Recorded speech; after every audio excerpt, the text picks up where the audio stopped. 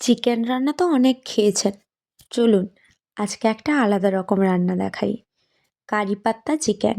নমস্কার, আমি কাবেরী। আমার চ্যানেলের ছোট্ট একটা ভিডিওর সঙ্গে আপনাদের সব্বাইকে স্বাগত জানাই। সব্বাই কেমন আছেন অবশ্যই কমেন্ট করে জানাবেন। আর কোথা থেকে ভিডিওটা দেখছেন কমেন্ট করতে ভুলবেন না। কড়াইতে প্রথমে তেল নিয়ে নিয়েছি, তাতে অল্প দিয়েছি পেঁয়াজ। আর তার থেকে অল্প মানে যে পেঁয়াজটা আমি কেটে দিয়েছি তার হাফ পেঁয়াজ দিয়েছি আমি বেটে। আদা রসুন নর্মালি যার মশলা লাগে ওগুলো দিয়ে ভালো করে আমি কষিয়ে নিয়েছি।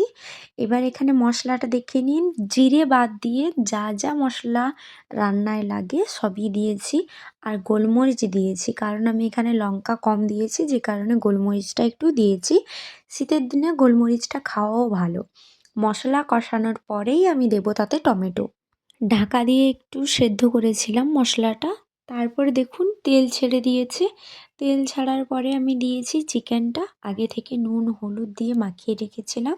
আর আলু তো দিয়েছি, কারণ চিকেনে আলু খেতে আমার ভালো লাগে এই জন্য দিয়েছি। আপনারা চাইলে দিতে পারেন, না চাইলে নাও দিতে পারেন। ঢাকা দিয়ে দিয়ে ভালো করে কষিয়েছি। প্রথমে আমি জল দেইনি, এবার একটু জল দেব। বাটি ধুয়ে সামান্য একটু জল দিয়েছি, আবার ঢাকা দিয়েছি চিকেনটা সেদ্ধ হতে।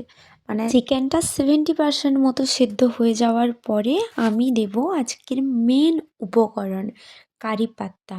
কারি পাতা দিয়েছি আমি হাফ মুঠ পরিমাণ, এখানে কেটে দিয়েছি বলে বোঝা যাচ্ছে না। এবার ভালো করে মিশিয়ে নিয়ে সঙ্গে সঙ্গে ঢাকা দিয়ে দেব, যাতে না গন্ধটা বেরিয়ে যায়। আর কারি পাতা চিকেনে জিরেটা না দেওয়ার ভালো, কারণ জিরে দিলে জিরের একটা আলাদা স্মেল থাকে যেটা কারি পাতার স্মেলটাকে নষ্ট করে দেয়।